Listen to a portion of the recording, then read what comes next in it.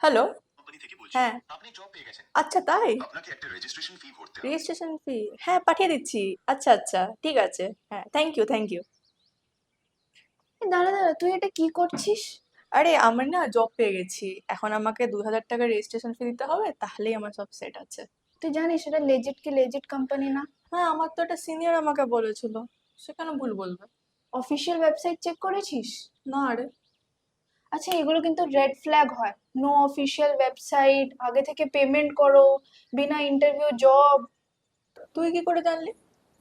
আমি এটা জানতে পেরেছি একটা প্ল্যাটফর্ম থেকে, যেটা হচ্ছে India's first gamified cyber security platform, যেটার নাম হচ্ছে হ্যাকাস্ত্রা।